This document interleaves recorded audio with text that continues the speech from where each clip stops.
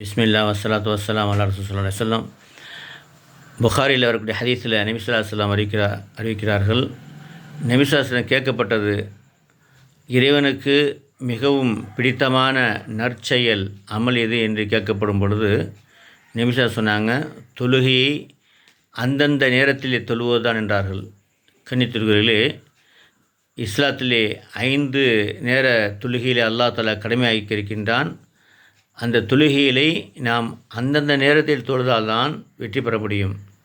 ஏனென்றால் மறுமையிலே அல்லாஹ் தஆலா முதலாக தொழுகையை பற்றி தான் கேள்வி கேட்பான். தொழுகை சரியாக இருந்தால் மற்ற எல்லாம் சரியாகும். தொழுகை சரியில்லைன்னு சொன்னால் மற்ற எல்லாம் கஷ்டத்துள்ளாகும். ஆகவே தொழுதால் மட்டும்தான் சொர்க்கத்தை பெற முடியும். ஆகவே 5 நேரம் தொழுது சொர்க்கத்தை பெற்றுக்கொள்ளுமாக, நரகத்தை விட்டு நம்மை பாதுகாத்துக் கொள்ளுமாக எல்லாம் வல்ல அல்லாஹ் கபூல் செய்வான். அஸ்ஸலாமு அலைக்கும் வரஹ்மத்துல்லாஹ்.